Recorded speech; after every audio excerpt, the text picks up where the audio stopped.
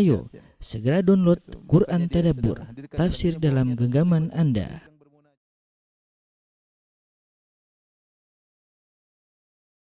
Bismillahirrahmanirrahim.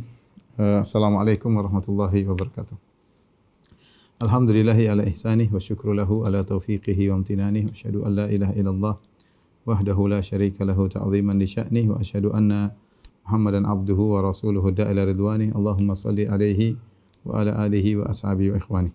Para ikhwan dan akhwat yang dirahmati Allah Subhanahu wa taala, kawan-kawan di Oman yang dimuliakan oleh Allah Subhanahu wa taala. Insyaallah pada kesempatan kali ini kita melanjutkan bahasan kita tentang al-iman bil kutub. Di antara rukun iman adalah beriman kepada kitab-kitab suci. Pada pertemuan lalu mungkin sudah kita singgung tentang kitab-kitab suci yang sampai kepada kita, ya.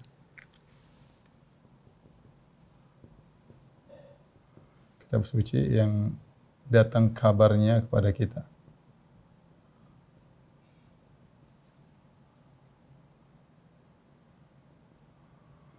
Jadi kitab suci tentu sangat banyak, ya, karena kita tahu jumlah para rasul ada sekitar 315, ya. Tentu banyak di antara mereka yang dikasih kitab suci, ya. Tetapi tidak semua kabar kitab suci sampai kepada kita. Jadi catatan, ya. Tidak semua kabar tentang kitab-kitab suci sebelumnya sampai kepada kita.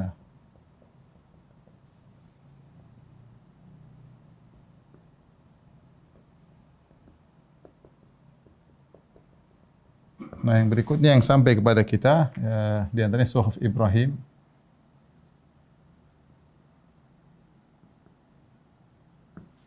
Kemudian Taurat.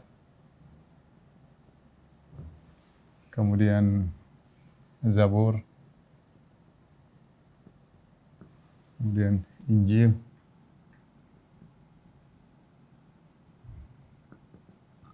kemudian Al-Quran. Suhuf Ibrahim, Taurat, Zabur, Injil dan Al-Quran, ya. Adapun isi daripada Suhuf Ibrahim, ya, sampai kepada kita beberapanya, di antaranya Allah nukilkan dalam surat, ya. Isinya di antaranya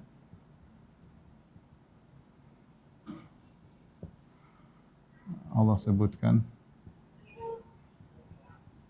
di pertama surat An-Najm,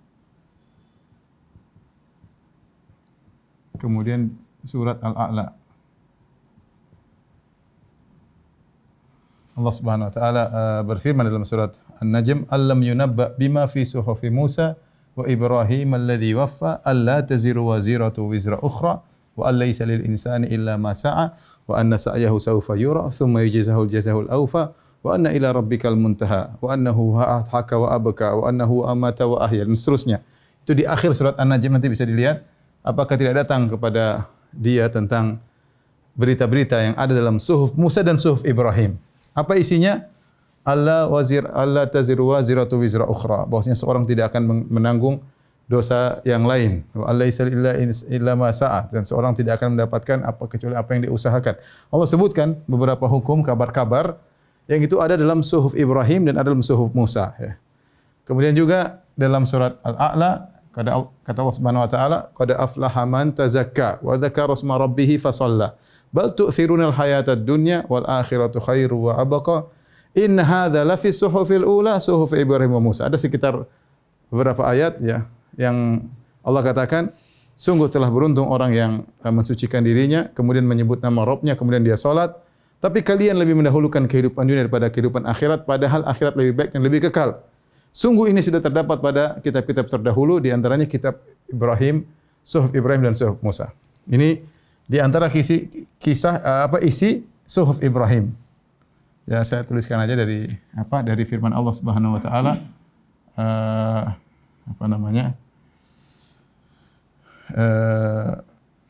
surah An-Najm, dari amlam yunabba bima fi suhufi Musa wa Ibrahim alladzi waffa. Dan seterusnya nanti bisa dicek ya. Kemudian dalam surat Al-A'la ya wa dzakara isma dan seterusnya sampai firman Allah inna hadza la fi suhufil ula.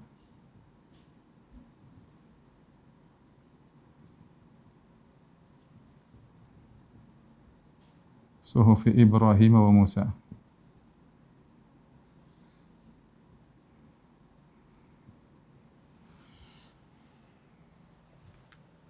Taib, adapun Taurat isinya di antaranya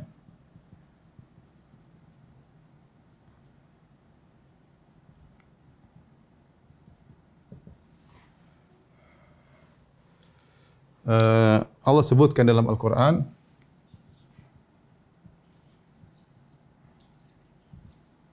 tentang hukum qisas.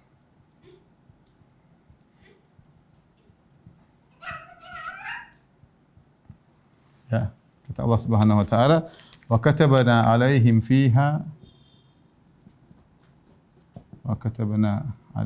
fiha anna an-nafsa bin-nafsi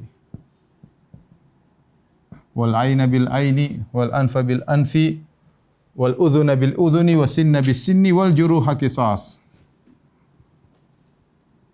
Nanti bisa lihat dalam surat Al-Maidah ya. Kata Allah Subhanahu wa taala, dan kami catat bagi mereka dalam Taurat sungguhnya nyawa dibalas dengan nyawa. Kemudian mata dibalas dengan mata, qisas ya. Kemudian hidung dengan hidung. Barang siapa motong hidung orang, hidungnya juga dipotong.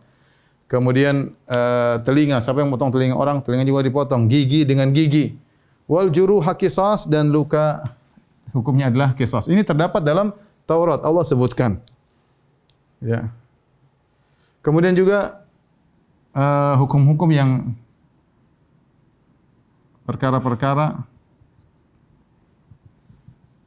yang Allah sebutkan dalam surat An-Najm. Ya, An-Najm dan Al-A'la. Tadi sudah kita singgung karena disebutkannya bersamaan dengan suhuf Ibrahim dan suhuf Musa, sama-sama ya.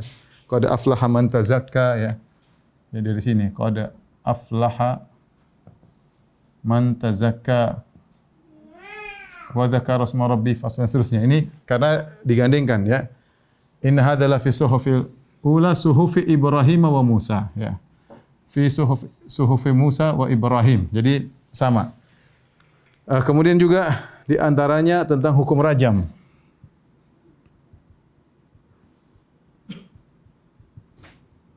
Hukum rajam sebagaimana disebutkan dalam hadis Abdullah bin Salam ya, sebagaimana disebutkan dalam hadis Abdullah bin Salam radhiyallahu taala anhu. Kisah yang masyhur ketika ada dua orang Yahudi melakukan perzinahan, maka mereka datang kepada Nabi sallallahu alaihi wasallam dan mereka ingin berhukum dengan hukum Taurat. Maka diambillah Taurat. Kemudian Nabi suruh baca. Ketika mereka baca Taurat, ada ayat berkaitan dengan ayat rajam. Maka kemudian orang Yahudi tersebut menutup tangannya. Kata Abdullah bin Salam, ya Rasulullah suruh angkat tangan mereka. Ternyata ketika diangkat ada hukum rajam dalam Taurat. Kemudian juga di antara isi Taurat adalah menyebutkan Nabi sallallahu alaihi wasallam. Ini kita bicara Taurat, isinya Taurat sebelum menyimpang ya. Ini sebelum apa namanya dirubah. Semuanya yang kita bahas ini sebelum dirubah. Menyebutkan tentang Nabi sallallahu alaihi wasallam. Dalam surat Al-A'raf kata Allah Subhanahu wa taala, "Alladzina yattabi'una ar-rasul"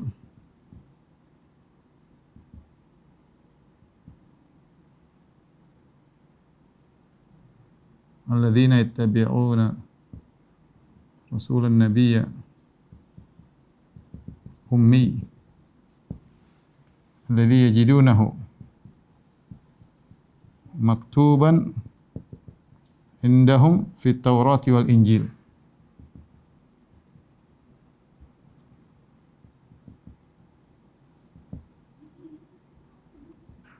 Jadi kata Allah itu orang-orang yang mengikuti Rasul, Nabi yang ummi, yang mereka dapat yajidunahu maktuban. Mereka dapati Rasul tersebut Muhammad SAW tertulis di sisi mereka di Taurat dan Injil. Jadi di Taurat dan Injil ada disebut tentang Nabi SAW. Demikian juga menyebutkan tentang sahabat. Tentang para sahabat. Dan ini terdapat dalam akhir surat Al-Fath, ya. Akhir surat Al-Fath. Kata Allah Subhanahu wa taala, Muhammadur Rasulullah walladzina ma'ahu asyidda'u 'alal kuffari rahama'u bainahum tarahum ruk'an sujada yabtaguna fadlan minallahi wa ridwana simahum fi wujuhihim min athari sujud. Dzalika mathaluhum fit Taurat wa mathaluhum fil Injil. Ketika Allah memuji para sahabat, Allah mengatakan, kau melihat para sahabat ruku, sujud, ya. Mereka mencari ganjaran dari Allah, mencari karunia keridhaan Allah Subhanahu wa taala. Kemudian kata Allah, "Dzalika mathalun fit Taurati wal Injil." Ya. Kalian dapati perumpamaan mereka di Taurat dan juga di Injil. Jadi para sahabat Nabi juga disebutkan. Ini di antara isi Taurat. Adapun Az-Zabur maka kata para ulama isinya adalah pujian-pujian kepada Allah dan zikir-zikir. Nah, kenapa? Karena seluruh nabi Bani Israel, ya, tidak berisi syariat yang baru. Tidak berisi syariat baru. Kata Allah Subhanahu wa taala, wa ataina Dawuda Zabura. Ataina Dawuda Zabura. Kenapa? Karena seluruh nabi Bani Israel setelah Musa alaihissalam mengikuti syariat Taurat.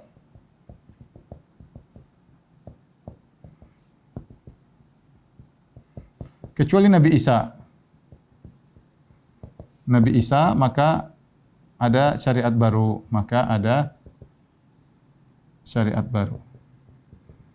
syariat baru dalam Injil. Adapun Zabur kata para ulama bahwasanya isinya bukan syariat tapi sekedar pujian-pujian kepada Allah, zikir-zikir, tidak berisi syariat baru karena Nabi Daud alaihissalam datang setelah Nabi Musa dan syariat Nabi Daud mengikuti syariat Nabi Musa alaihissalam. Adapun Al-Injil isinya di antaranya kata Allah Subhanahu wa taala wa atainahul injil. Wa atainahu al-injil. Kami berikan kepada Isa Injil. Isinya di antaranya memansuhkan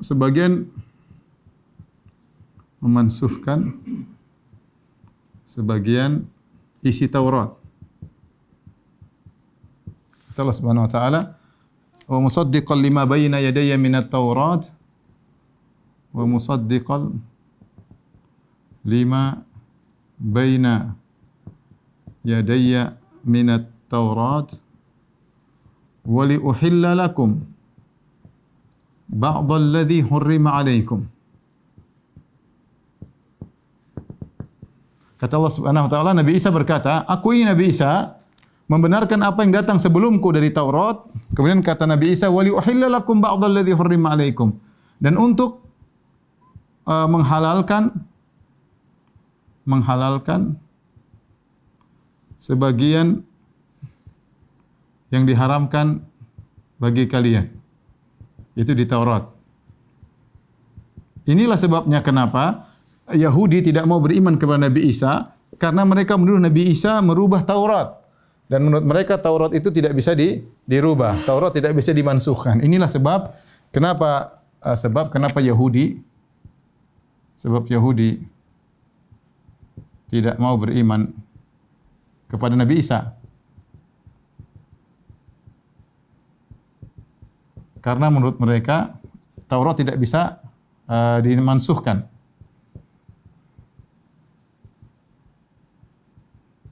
tidak bisa mansukh. Tapi di antaranya isi Injil tadi menyebutkan tentang Nabi SAW sudah. Isi Injil menyebutkan tentang Nabi ya. Sebagaimana di sini tadi kita sebutin tadi ya, ini sama. Dan juga menyebutkan tentang sahabat. Juga menyebutkan tentang sahabat.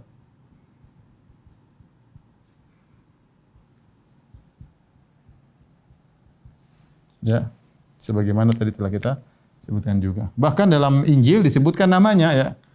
Mim ba'dismuhu Ahmad ya. Mim ba'dismuhu Ahmad ya. Tadi kata Allah Subhanahu wa taala, "Wa idz qala Isa ibn Maryam Israila inni rasulullah ilaikum musaddiqan lima baina yadayhi at-Taurat." Ya. Wa mubasysyiran bi rasuli wa mubasysyiran bi rasulin ya'ti mim ba'di ismuhu Ahmad. Dalam surat As-Saff ya. Dan aku beri kabar gembira kepada kalian wahai Bani Israel tentang seorang rasul yang akan datang setelahku namanya Ahmad. Ini isi Injil. Adapun Al-Qur'an maka dia adalah muhaimin. Al-Qur'an adalah memansuhkan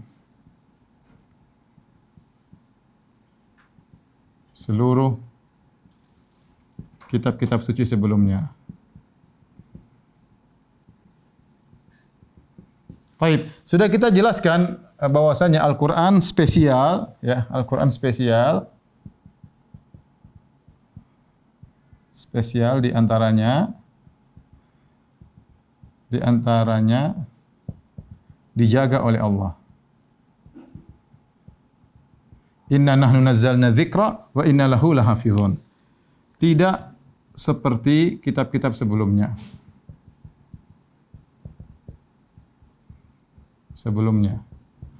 Para pendeta dan ulama yang ditugaskan untuk menjaga.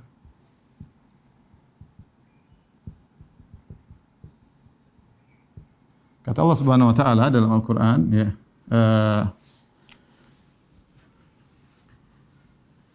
Inna anzalna at-Taurata fiha huda wa nur. Inna anzalna Taurata fiha hudan wa nur. Yahkumu biha nabiyyuna alladhina aslamu lilladhina hadu والربانيون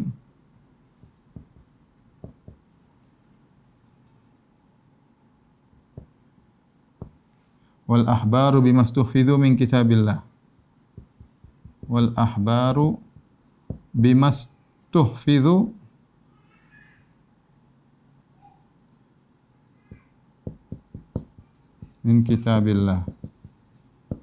Kata Allah Subhanahu wa taala, sungguhnya kami telah turunkan Taurat, situ ada petunjuk dan cahaya. Yahkum bihan nabiyyin, Taurat itu para nabi berhukum dengannya. Yaitu orang-orang yang menyerahkan diri kepada Allah, menghukum siapa? Lilladzina hadu, orang-orang Yahudi berhukum dengan Taurat. Warabbaniyun al-ahbar, demikian para ulama mereka, para pendeta mereka, bimastuhfidhu min kitabillah, di mana mereka disuruh untuk menjaga di sini. Ya, disuruh untuk menjaga.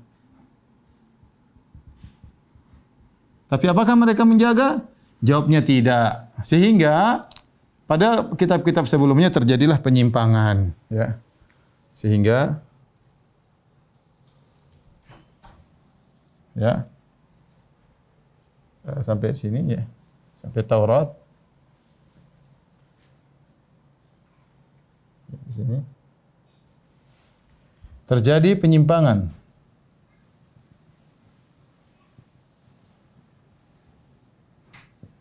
Apa saja bentuk penyimpangan tersebut? Ada 4 bentuk penyimpangan yang mereka lakukan. Yang pertama, lupa, ayat-ayat dilupakan. Kemudian di antaranya eh, tafsir secara sembarangan,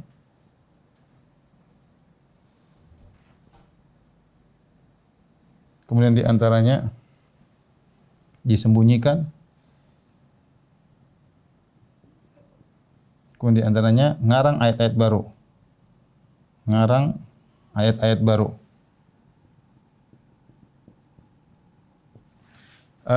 Ayat dilupakan, Allah Subhanahu wa taala sebut dalam Al-Qur'an wa nasu hadzam mimma dzukiru bih. Kata Allah, wa nasu hadzan mimma dzukiru bih. Jadi mereka lupa. Ya, mereka lupa. Ada ayat yang mereka lupa, ya. Karena mereka tidak hafal. Beda Al-Quran semua orang hafal, anak kecil juga hafal. Satu dunia di mana negara manapun ada orang hafal Quran. Negara-negara kafir pun orang hafal Quran. Dimanapun ada orang hafal Quran. Bahkan anak kecil hafal Quran. Jadi mereka lupa. Kemudian juga mereka tafsirkan secara sembarangan. Kata Allah Subhanahu wa taala, yuharrifunal kalima an mawadhihi. Mereka menafsirkan ayat-ayat di luar daripada tempatnya. Jadi mereka tafsir dengan sembarangan. Kemudian di antara yang mereka lakukan terhadap Taurat dan Injil adalah mereka sembunyikan. Yubayyinu lakum katsiran mimma kuntum tukhfun. Ya. Mimma kuntum tukhfun. Jadi mereka menyembunyikan banyak ayat-ayat. Tadi yang kita sebutkan Injil mau ditutup sama Taurat ketika disuruh baca, mereka tutup. Kenapa? Karena isinya ayat raja. Mereka tidak mau jelaskan. Kemudian di antaranya mereka ngarang. Ya. Allah Subhanahu wa taala berfirman, "Fawailul lil ladzina yaktubuna al-kitaba bi aydihim."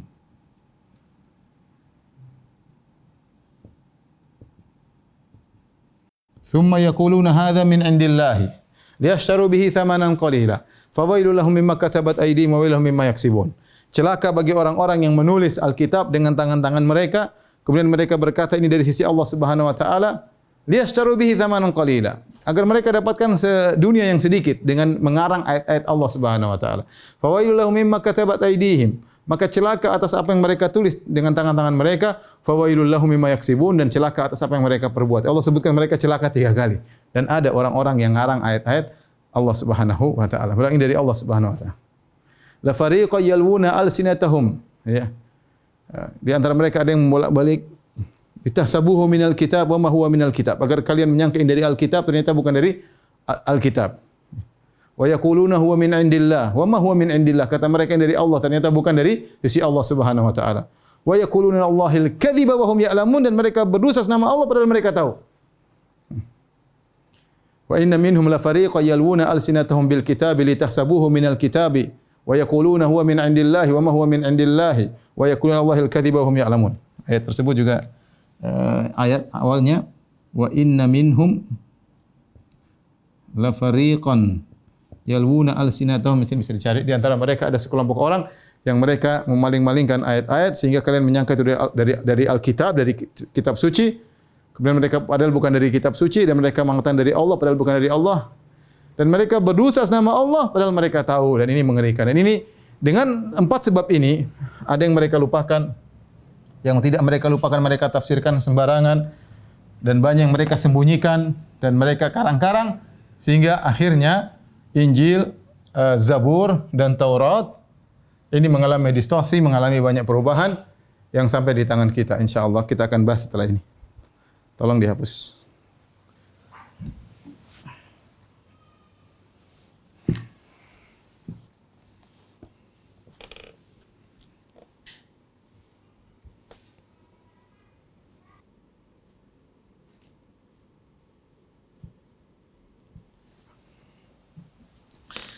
Tapi para ikhwan dan akhwat yang dirahmati Allah Subhanahu wa taala, kondisi kitab-kitab suci sebelumnya, sebelum Al-Qur'an. Dalam hal ini adalah Taurat dan Injil. Sebelumnya kita tahu keistimewaan Al-Quran. Ya.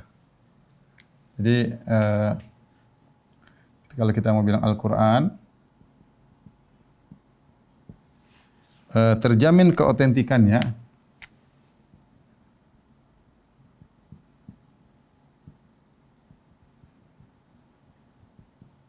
kenapa? Karena diriwayatkan dengan sanad yang mutawatir. Mudah. Kenapa terjamin keotentikannya? Karena diriwayatkan secara mutawatir. Mutawatir itu sangat banyak ya. Sampai kepada Nabi sallallahu alaihi wasallam.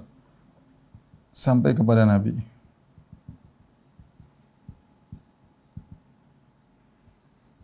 Mutawatir itu misalnya Nabi sallallahu alaihi wasallam ya, kemudian di bawahnya 10 sahabat lebih dan Al-Qur'an banyak sekali, kemudian banyak sekali. Sampai sekarang teman-teman banyak punya sanad tentang tajwid sampai pada Nabi sallallahu alaihi wasallam. Sangat banyak ya.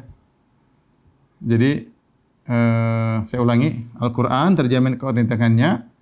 Kenapa? Karena diriwayatkan secara mutawatir sampai kepada Nabi sallallahu alaihi wasallam. Berbeda dengan hadis, ya. Lain halnya dengan hadis.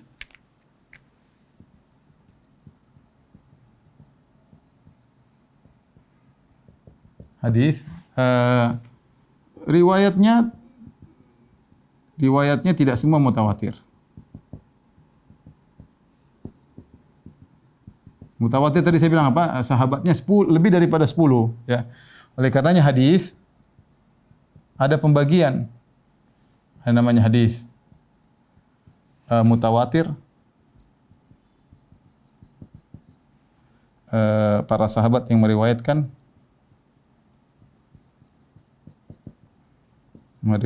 lebih dari 10.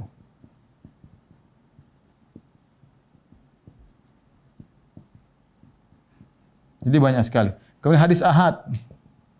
Hadis ahad itu yang meriwayatkan kurang dari 10 orang sahabat. 9 orang, 7 orang, 8 orang. Nah, hadis ahad ini tidak semuanya sahih. Kalau ini semuanya sahih, jelas tidak perlu diragukan. Ini semuanya sahih tanpa keraguan.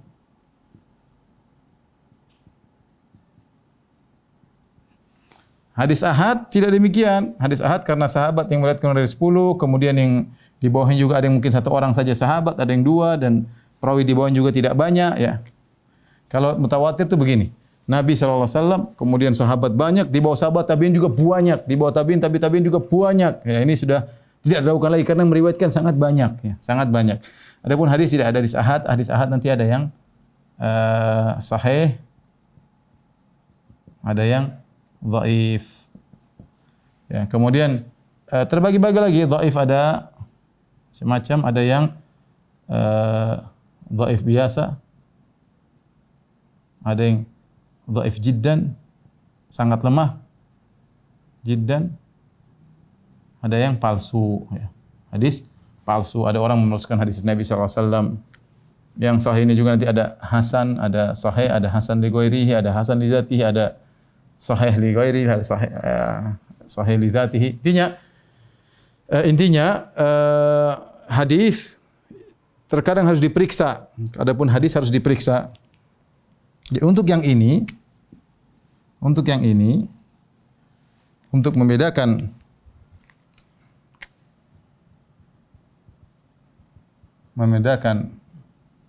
yang sahih dan dhaif harus ada pemeriksaan, harus diperiksa. Saya kasih contoh saja, sederhana saja. Misal. Contoh.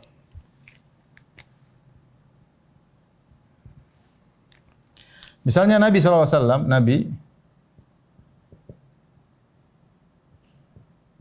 kemudian tentu sahabat, kemudian mungkin tabi'in, ya. Kemudian tabi'in, kemudian fulan,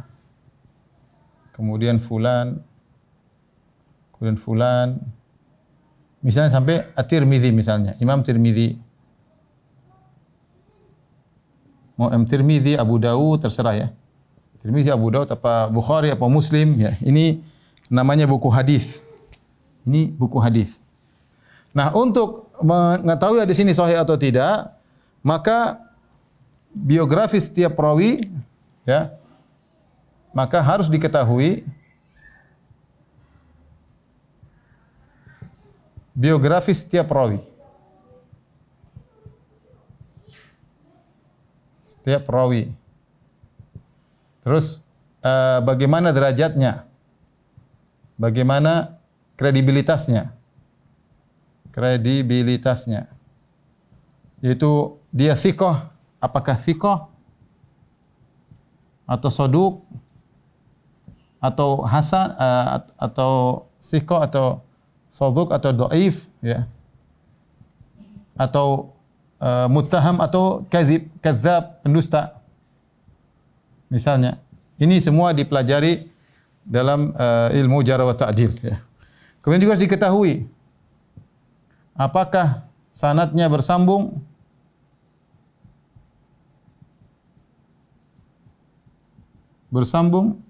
Kemudian yang ketiga harus diketahui apakah selamat dari illah penyakit yang tersembunyi.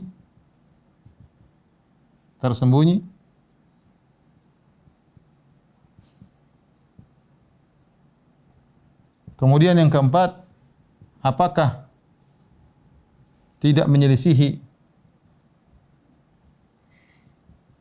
yang lebih sahih, lebih thiqah misalnya, supaya tidak syadz.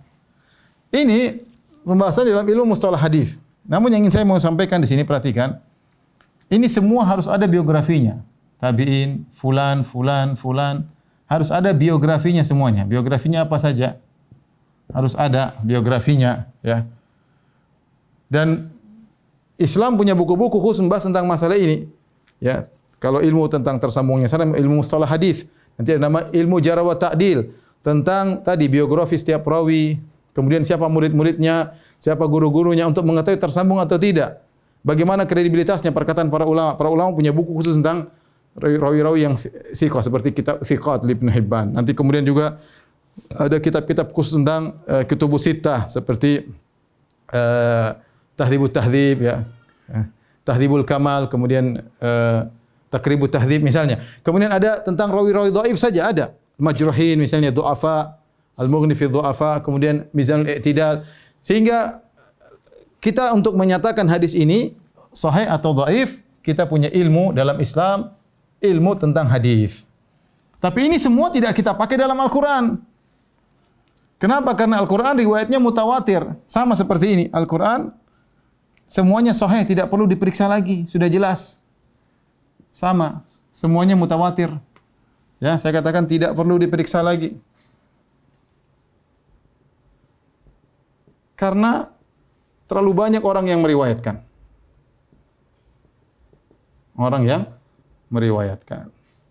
Kita hanya perlu mustalah hadis karena berkaitan hadis yang ahad ini yang dibahas.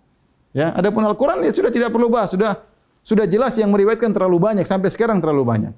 Inilah kita bicara tadi tentang Al-Qur'an. Pertanyaan, ya, bagaimana dengan Taurat? Ya,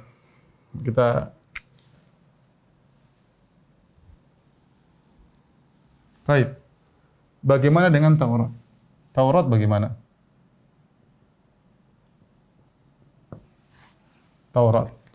Kenyataannya, ya,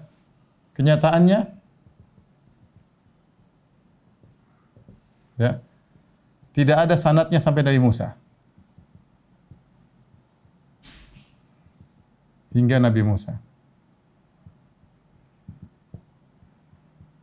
Tidak ada yang hafal. Mereka mengakui pernah hilang.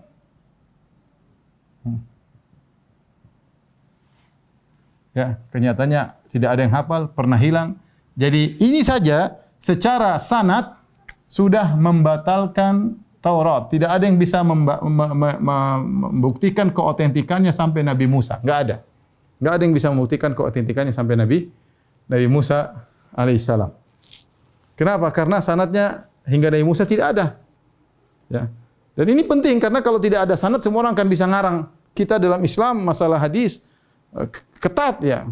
Ada seorang mungkin rajin ibadah tapi hafalannya lemah, dhaif, enggak dipakai. Ada orang ngarang-ngarang ya.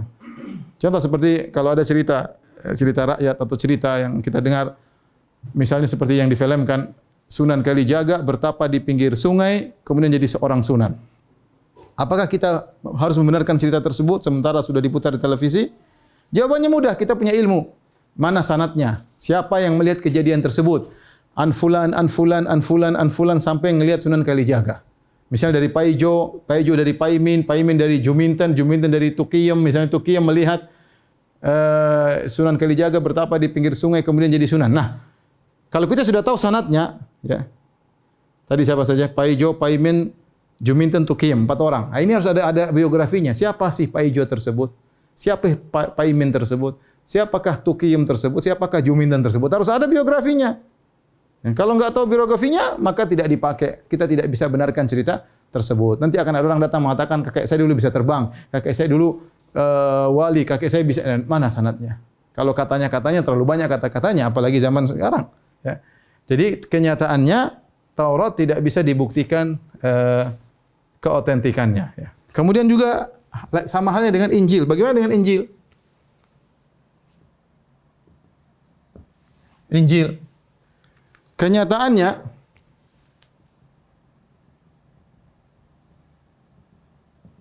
pertama tidak ada sanadnya.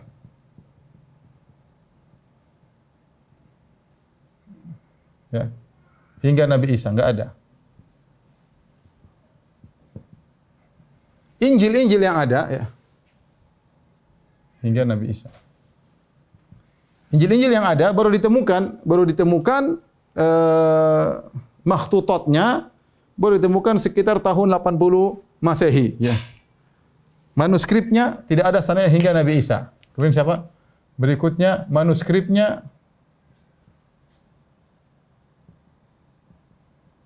baru ditemukan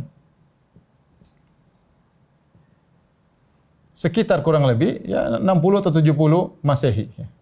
Kita tahu Nabi Isa wafat sekitar tahun 30 Masehi, 30 sekian ya. Ya tidak ada. Kemudian juga rata-rata manuskripnya bahasa Yunani. Kecuali salah satu Injil dengan bahasa Ibrani. Kecuali Injil apa gitu, Yohanes atau apa, kecuali satu Injil dengan bahasa Ibrani. Baik, menjadi pertanyaan bahasa Ibrani.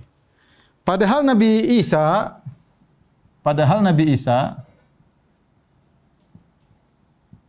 berbicara dengan bahasa Syrianiyah. Bukan bahasa Yunani, bukan juga bahasa Ibrani. Timbul pertanyaan berikutnya. Ya. Siapa penerjemah Injil tersebut?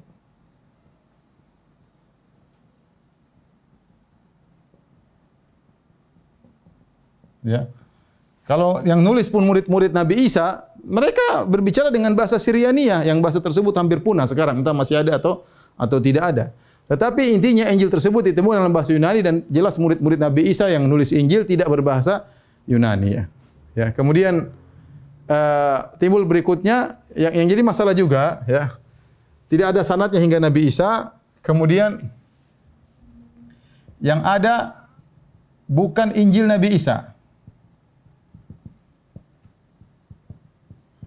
Tapi Injil-Injil yang ditulis oleh murid-murid Nabi Isa atau di bawahnya tentang kehidupan Nabi Isa, tentang Nabi Isa. Beda dengan Al-Quran. Al-Quran Allah langsung turunkan kepada Nabi Muhammad SAW. Allah berbicara. Tapi kalau Injil nanti akan kita bahas insya Allah pada pertemuan-pertemuan berikutnya, yaitu bahwasanya yang tulis misalnya Yohanes bercerita tentang Nabi Isa. Jadi bukan Nabi Isa yang langsung berbicara. Kalau Al-Quran kan beda. Allah sampaikan kepada Nabi, Nabi berbicara, para sahabat nyatat langsung. Jadi Nabi menyampaikan dari Allah, bukan omongan Nabi, tapi Nabi menyampaikan dari Allah. Adapun mereka, Injil itu seperti kitab hadis. Seperti kitab hadis, sahabat menulis tentang Nabi. Sama, Injil itu seperti sahabat yang nulis tentang Nabi Isa. Tapi intinya, nanti akan kita bahas secara khusus, tapi intinya perhatikan di sini, manuskrip yang ditemukan, bahasa Yunani, ya. Jadi sanadnya enggak ada, kemudian manuskripnya juga ditemukan bukan bahasa Syriania. Timbul pertanyaan siapa penerjemah Injil tersebut? Bagaimana kredibilitasnya?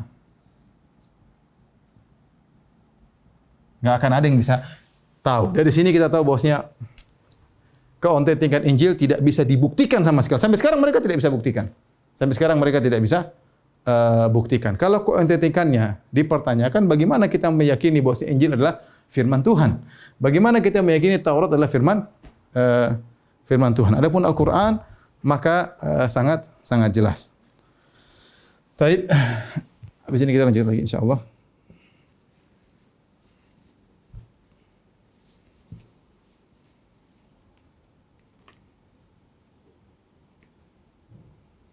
Oleh karenanya benar dalam Ibn Sirin pernah berkata, al-isnadu minad din, laula al-isnad laqala man syaa ma syaa.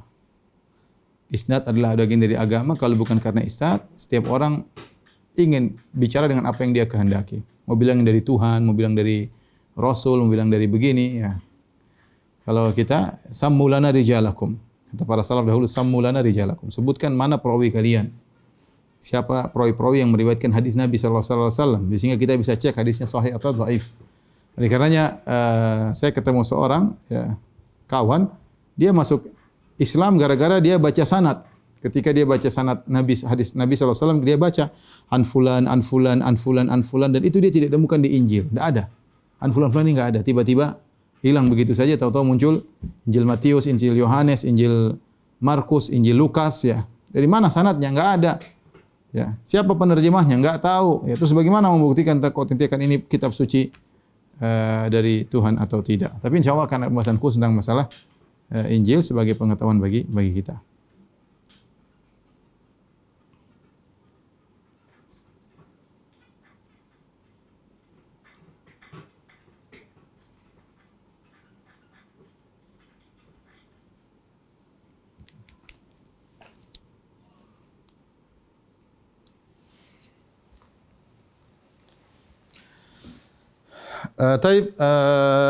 Ikhwan dan akhwat yang dirahmati Allah Subhanahu wa taala, di hadapan saya namanya Bible, ya, Alkitab, Bible, ya. Saya kasih gambaran isi Bible, ya. Alkitab.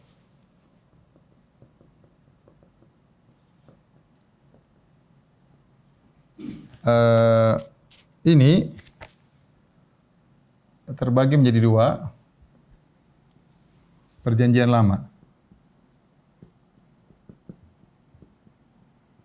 sama Perjanjian Baru.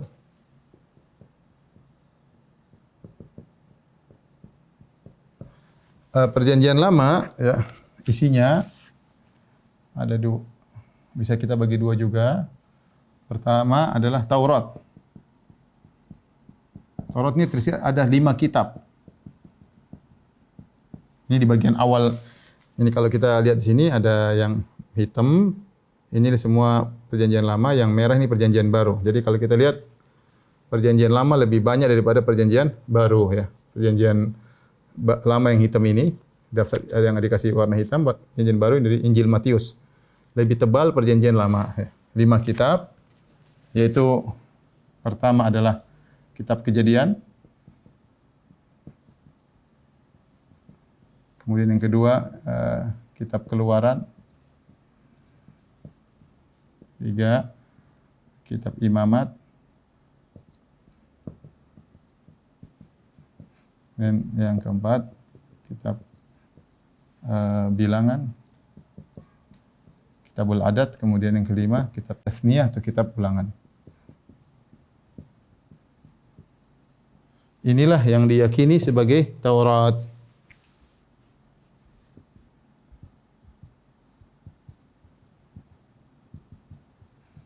Sebagai Taurat.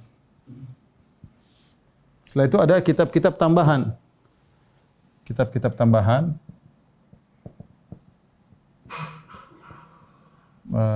Kurang lebih ada 34 kitab. Bisa kita perinci menjadi sekitar 13 kitab tentang sejarah. Ada 15 kitab tentang nabi-nabi. Kemudian ada sekitar 5 kitab tentang adab secara global aja. Kemudian yang terakhir 1 kitab tentang pujian-pujian, yaitu Mazmur. Disebut dengan Mazmur. Ini yang diyakini sebagai Zabur, ya. Mazmur itu Zaburnya Nabi Daud alaihissalam. Ini adalah perjanjian lama, ya. Adapun perjanjian baru, ya, ada 4 Injil, bisa kita bagi menjadi 4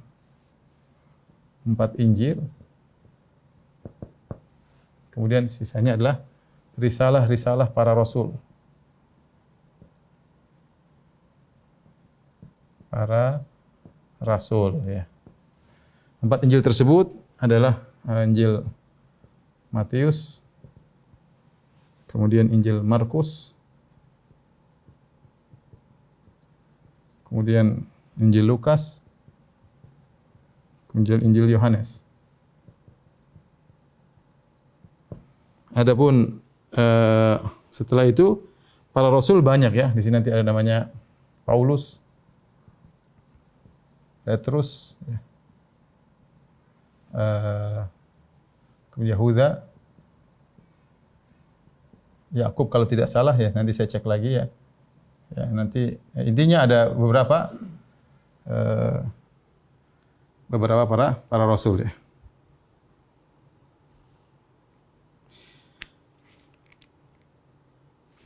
Taib. Sekarang kita akan bahas tentang perjanjian lama, ya. Perjanjian lama selain isinya Taurat, ternyata ada kitab-kitab tambahan, ya. Inilah yang dipakai oleh Kristen Protestan, ya. Jadi mereka ada persisihan juga. Adapun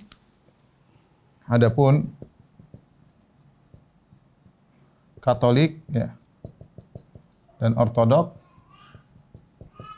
ya, ada tambahan kitab-kitab lagi. Kalau tidak salah 7, ya. Kalau tidak salah 7 kitab, ya. Baik. Para ikhwan yang dirahmati Allah Subhanahu wa taala, kalau kita tengok tentang metode penulisan kitab Kejadian, Keluaran, Imamat, Bilangan, dan Ulangan, metodenya, ya, metode penulisan seperti orang ketiga yang berbicara tentang kisah Musa. Bukan kata ganti pertama ke kata ganti orang kedua, bukan kata ganti pertama ke kata ganti kedua. Seperti Al-Quran. Al-Quran kan Allah kata ganti pertama kepada kata ganti kedua. Ya, misalnya Allah mengatakan Toha ma anzalna alaikal Qur'ana litashqa. Kami tidak menurunkan Al-Quran kepada engkau wahai Muhammad agar sehingga kau menjadi sengsara. Jelas. Langsung. Jadi memang itu firman Tuhan, jelas firman Tuhan, kata ganti orang pertama kepada Nabi Muhammad sallallahu alaihi wasallam, kemudian Nabi Muhammad tinggal menukil. Tapi kalau kita lihat isi Taurat tidak demikian. Makanya silakan buka kitab Ulangan yang terakhir, ya. Saya bacakan di sini. Kitab Ulangan yang terakhir. Itu akhir daripada Taurat. Sebelum kitab Yusha bin Nun atau Yosua kalau kata mereka, yaitu pada kitab terakhir dari kitab Ulangan 34. Ini penutup dari Taurat, ya. Ulangan 34. Sini perhatikan sini, ya. kitab ulangan 34. Judulnya adalah Kematian Musa. Judulnya Kematian Musa. Dari judul saja jelas bukan Nabi Musa yang meriwayatkan kiriman ini daripada Allah Subhanahu wa taala. Ya harusnya kan Allah kepada Nabi Musa. Ini dalam kitab ulangan ternyata disebutkan kematian Musa. Loh, siapa yang cerita? Itulah yang saya katakan tadi, ada orang ketiga. Seperti orang ketiga yang bercerita tentang kematian Nabi Musa, ya. Saya bacakan. Kematian Musa 34. Kemudian naiklah Musa dari dataran Moab ke atas gunung Nebo, yakni ke atas puncak Pisga yang ditentangkan Yerikho. Lalu Tuhan memperlihatkan kepadanya seluruh negeri itu, daerah Gilead sampai ke kota Dan, seluruh Naftali, tanah Efraim, dan seterusnya. Dan berfirmanlah Tuhan kepadanya, inilah negeri. Dan berfirman Tuhan kepadanya, inilah negeri yang kujanjikan dengan sumpah kepada Abraham, Ishak dan Yakub. Demikian kepada keturunanmu lah akan kuberikan negeri itu. Aku mengizinkan engkau melihatnya dengan matamu sendiri, tetapi engkau tidak akan menyeberang ke sana. Kemudian ayat kelima, lalu matilah Musa, hamba Tuhan itu di sana di tanah Moab, sesuai dengan firman Tuhan, dan dikuburkannya lah di suatu lembah di tanah Moab, ditentangkan Bet Peor, di tentangan Bet Peor, dan tidak ada orang yang tahu kuburannya sampai hari ini. Coba bayangkan. Jadi ini yang nulis sebenarnya siapa? Saya ulangi, ayat ke-5 sampai ayat ke-6. Dengarkan baik-baik. Ini siapa yang nulis? Nabi Musa dari Allah atau siapa? Ada orang ketiga. Lalu matilah Musa, hamba Tuhan itu di sana, di tanah Moab, sesuai dengan firman Tuhan. Ayat ke-6, dan dikuburkannya lah dia di suatu lembah di tanah Moab, di tentangan Bet Peor, dan tidak ada orang yang tahu kuburnya sampai hari ini. Loh, ini siapa yang cerita kalau begitu?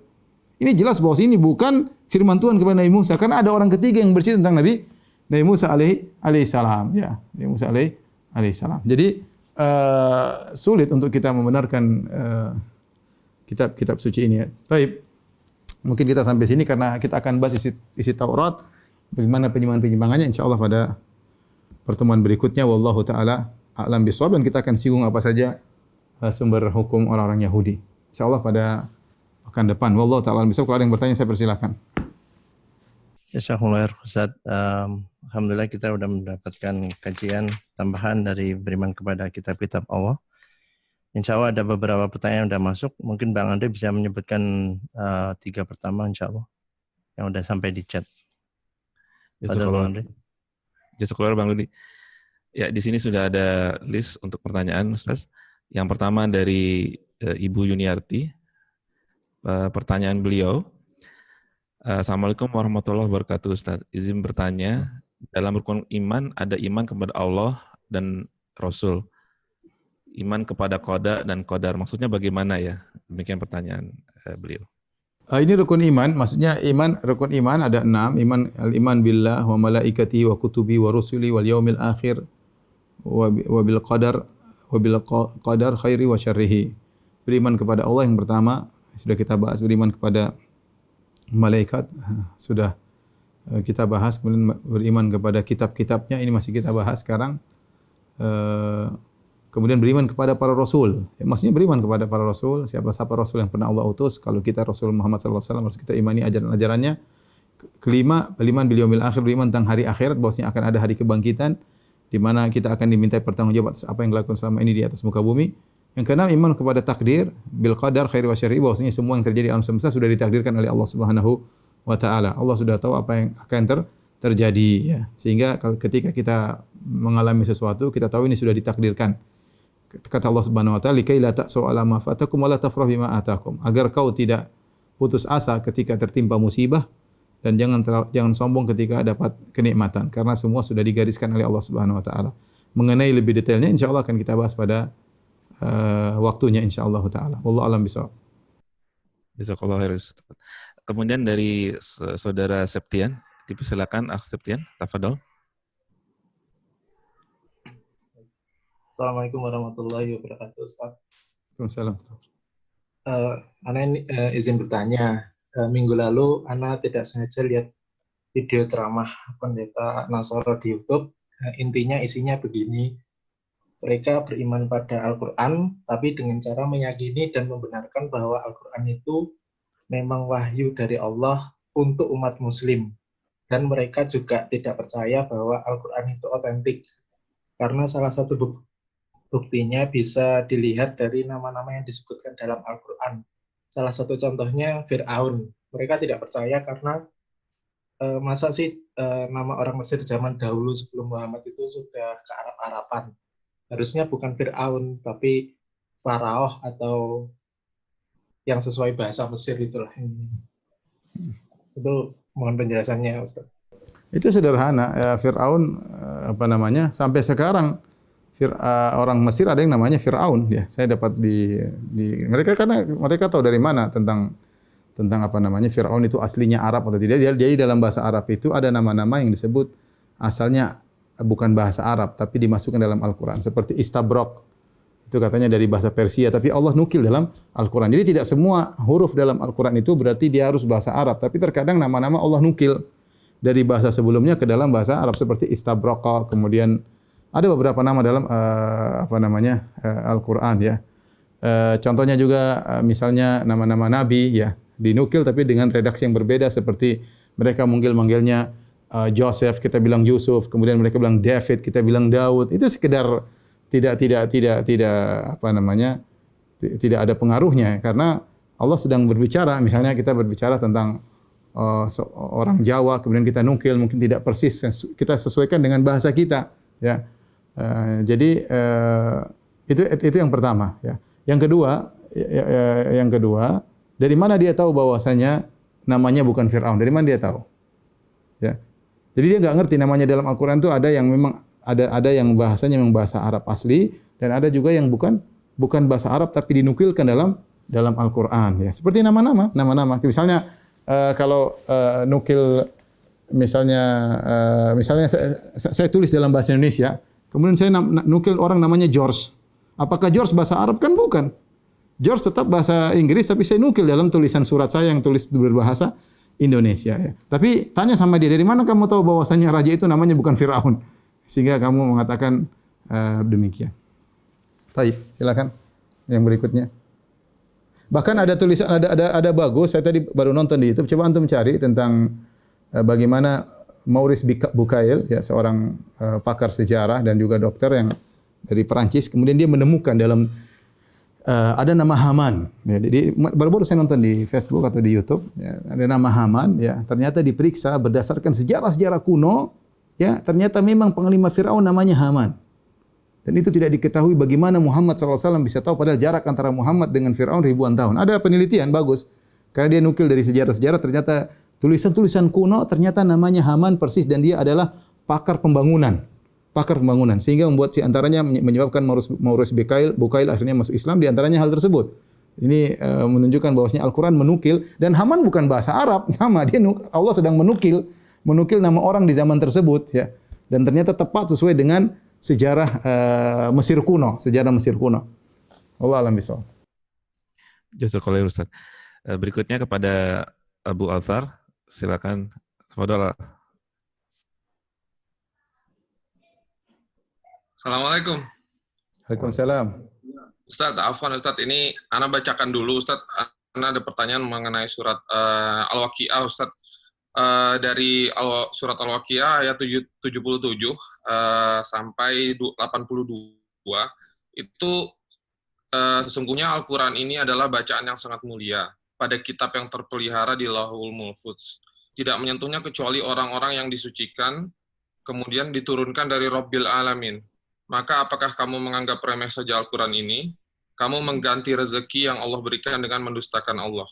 Ana ada dua pertanyaan Ustaz. Yang pertama, mengenai ayat yang nomor 77, sesungguhnya Al-Quran ini adalah bacaan yang sangat mulia. Yang 79, tidak menyentuhnya kecuali orang-orang yang disucikan. Ya, itu maksudnya disucikan ini apa Ustaz? Apakah ini ada hubungannya kita misalnya membaca mushaf tanpa wudu atau sambil tiduran atau seperti apa, ataukah ada makna lain Ustaz? Kemudian yang pertanyaan yang kedua mengenai kamu mengganti rezeki yang Allah berikan dengan mendustakan Allah. Apakah rezeki di sini maksudnya Quran itu sendiri Ustaz? Jazakallah khair. Yang pertama, fala uqsimu bima innahu laqasamul law ta'lamun innahu laqur'anun karim fi kitabim maknun la yamassuhu illa al-mutahharun tanzilun min rabbil alamin. Jadi Allah sedang berbicara Al-Qur'an yang Allah mengatakan terdapat dalam buku yang terjaga, maksudnya Lauhil Mahfuz, Lauhil Mahfuz. La yamassuhu illa al-mutahharun, tidak disentuh kecuali yang tersucikan, ya. Mutahharun artinya yang tersucikan. Bukan orang yang disucikan, tapi mutahharun secara bahasa Arab artinya yang tersucikan. Maka di sini ada dua pendapat di kalangan para ulama. Ada yang mengatakan al-mutahharun itu maksudnya malaikat, ya, malaikatlah yang kemudian ke atas, ya, kemudian Allah yang berikan melalui malaikat, ya. Sehingga ayat ini tidak ada kaitannya dengan adab membaca Al-Qur'an. Ini pendapat sebagian ulama. Mayoritas ulama mengatakan ayat ini umum, Allah kasih isyarat karena Al-Qur'an tidak disentuh oleh sembarangan, ya, disentuh oleh malaikat, maka kita manusia pun tidak menyentuh Al-Qur'an kecuali dengan bersuci, ya, tidak boleh dalam kondisi batal wudu. Tentu ini masalah khilaf. Masalah khilaf, jumhur ulama mengatakan Al-Qur'an tidak boleh disentuh kecuali dalam kondisi apa?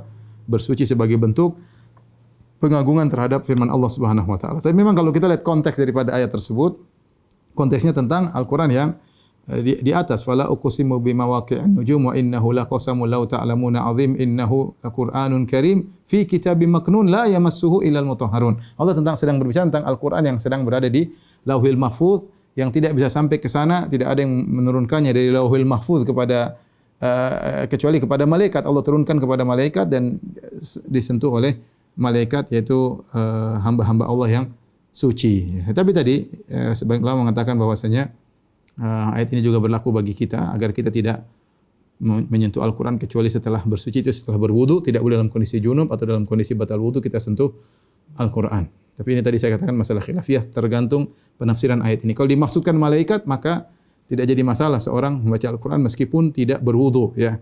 Ya, ada suatu hadis kata Nabi sallallahu alaihi wasallam, yamassuhu illa tahir. Tidak ada yang baca kecuali yang tahir, ya. Yang suci, ya. Namun hadis ini dipermasalahkan, sebenarnya mendhaifkan hadis ini, ya. Intinya memang dalil yang tegas mengatakan tidak boleh memegang Al-Qur'an dalam kondisi batal wudu tidak ada. Dalil yang tegas tidak ada. Tapi saya katakan ini pendapat mayoritas ulama, seorang berwudu, ya. Kemudian yang kedua, wa taj'aluna rizqakum annakum tukadzibun. Maksudnya kalian mendustakan rezeki Allah. Tafsiran yang benar yaitu Allah turunkan hujan kepada kalian, kemudian kalian menyandarkan, atau kalian Allah berikan nikmat kepada kalian, kemudian kalian menyandarkan kepada selain Allah, ya. Seperti perkataan orang musyrikin mengatakan kami dapat hujan karena bintang ini, karena bintang anu. Maka ini hukumnya umum, maka seorang kalau dapat nikmat dia sandarkan kepada Allah. Maksudnya demikian. Jangan dia mendustakan nikmat tersebut, seperti dia sembuh dia mengatakan karena dokter, ya.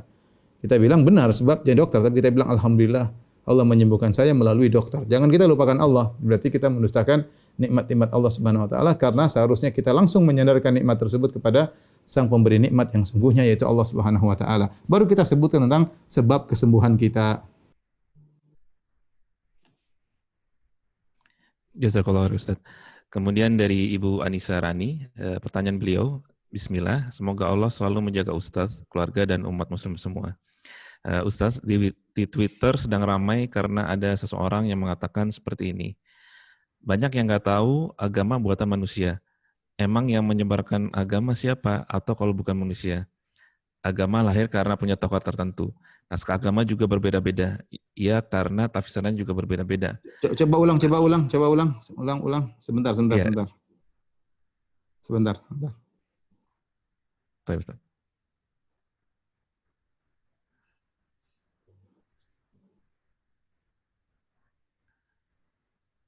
Oke, silakan. Dari Ibu Anissa Rani, beliau menanyakan sesuatu yang terjadi di Twitter. Menurut beliau ada sedang kejadian ramai karena ada seseorang yang mengatakan seperti ini. Banyak yang nggak tahu agama buatan manusia. Emang yang menyebarkan agama siapa kalau bukan manusia? Agama lahir karena punya tokoh tertentu. Naskah agama juga berbeda-beda karena juga tafsirannya berbeda-beda. Setelah itu orang menjadi menjawab dengan pendapatnya sendiri-sendiri. Bagaimana menanggapi? Tidak benar agama dari Tuhan sebagai bukti. Contohnya Nabi Muhammad SAW. Nabi Muhammad SAW dengan banyak mukjizat tidak mungkin dilakukan oleh manusia. Contoh, Nabi Muhammad SAW adalah seorang yang tidak bisa baca, tidak bisa tulis. Tidak pernah membaca buku-buku sebelumnya. Ya. wala takhutuhu biyaminik. Engkau tidak pernah menulis sebelumnya. Wa ma kunta tatlu min kitabin. Kau tidak pernah membaca kitab-kitab sebelumnya, kau tidak pernah menulis. Ya, terus bagaimana Nabi Muhammad SAW bisa menceritakan tentang kisah-kisah terdahulu? Ya. Kalau dia manusia biasa buatan manusia, bagaimana dia bisa membawakan kisah-kisah terlebih dahulu? Kemudian kalau dia buatan manusia, kenapa Rasulullah bisa ada Al-Quran yang Abu Jahal, Abu Lahab yang mereka pakar bahasa tidak bisa menyusun seperti Al-Quran? Ya. Kemudian banyaklah mujizat ini menunjukkan Muhammad ini adalah utusan apa? Tuhan, ya. Ya, karena dia tidak tahu saja, dia tidak mengerti, ya, atau dia mengikuti hawa nafsu sehingga dia mengatakan demikian. Yang menyebarkan memang manusia, tapi dari Tuhan, ya. Memang yang menyebarkan manusia, tapi itu dari pencipta alam semesta, ya. Dari pencipta alam semesta. Wallahu a'lam bishawab. Jazakallah Ustaz. Kemudian selanjutnya pada Bang Dodi. Tafadhol Bang Dodi. Jazakallah Bang Andre. Ada 2 pertanyaan Ustaz dari Ana pribadi 1 dan 1 lagi nanti dari Mas Mirza dari Oman. Dari Ana, kita tahu ada kadar minimal untuk mengimani kitab-kitab Allah, yaitu 4 diantaranya, yaitu mengimani bahwa kitab tersebut benar dari Allah. Yang kedua, kita mengimani nama-namanya dan membenarkan berita-berita serta mengamalkan apa yang dicantumkan di dalam kitab suci tersebut. Tetapi apakah untuk kitab suci yang lain selain Al-Quran kita hanya sampai batas yang kedua aja, yaitu membenarkan bahwa kitab tersebut dari Allah dan mengimani namanya? Karena kita dengan keterbatasan ilmu kita tidak tahu isi di dalam kitab-kitab tersebut. Jazakallah Ustaz.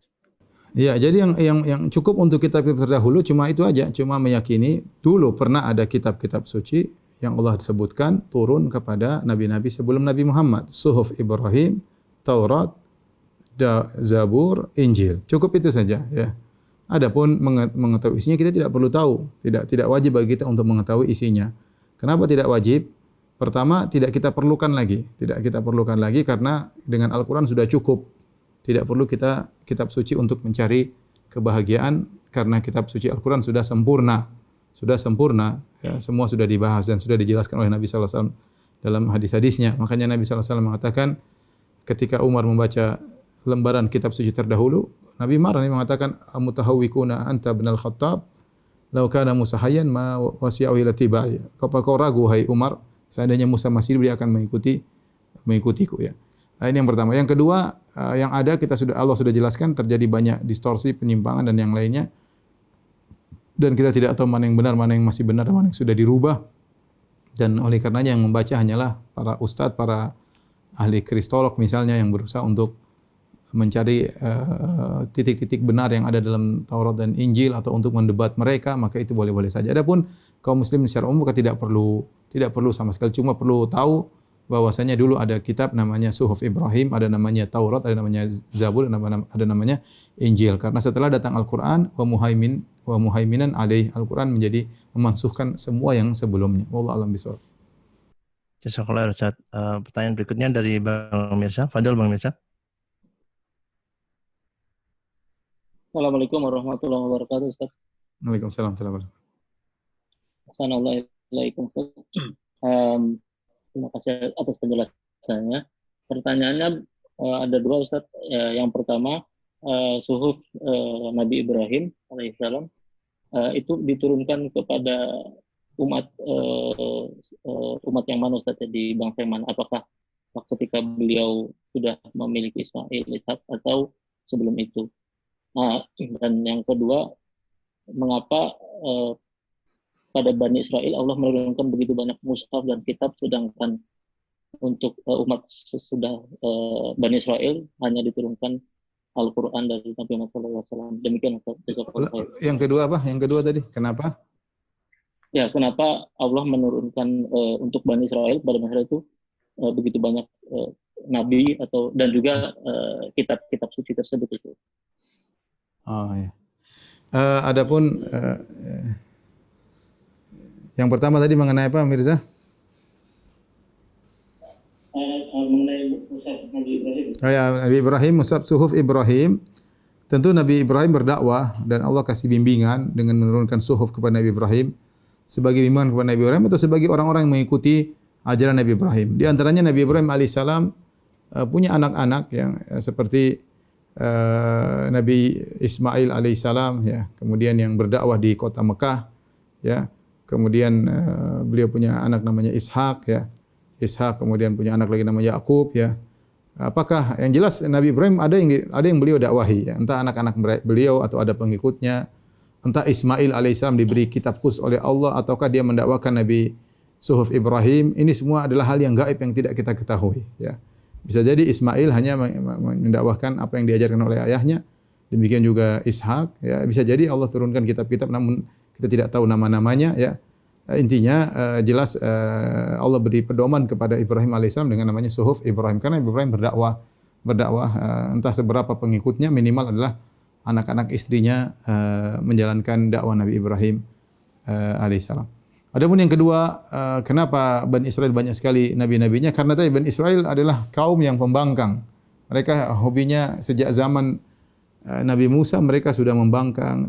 Kita sudah pernah cerita tentang sejarah Nabi Musa, bagaimana kaumnya sering ngeyel, kemudian menentang, disuruh gini, malas, kemudian bangkang, bantah, bahkan ngejek Nabi Musa alaihissalam, dan banyak dalam Al-Quran juga Allah sebutkan, ya. Sehingga kalau Nabi Musa saja masih hidup mereka sudah kurang ajar seperti itu, bagaimana Nabi Musa meninggal dunia? Maka butuh nabi-nabi yang Allah turunkan untuk menjaga mereka, untuk mendakwahi mereka, ya. Kemudian sampai Nabi Daud juga hanya diturunkan Zabur dalam rangka untuk memuji Allah Subhanahu wa taala. Baru kemudian terjadi adanya nasikh mansuh dalam kitab Injil, ya. Karena tadi sudah kita sebutkan Nabi Isa alaihissalam memansuhkan sebagian hukum-hukum yang ada pada Bani Israel. Tentunya ini atas hikmah Allah Subhanahu wa taala, sesuai dengan zaman Nabi Isa, maka ada yang perlu dirubah hukumnya, ya. Allah alam bisawab. Demikian saja kajian kita. Wabillahi taufiq wal hidayah. Assalamualaikum warahmatullahi wabarakatuh. Waalaikumsalam warahmatullahi wabarakatuh.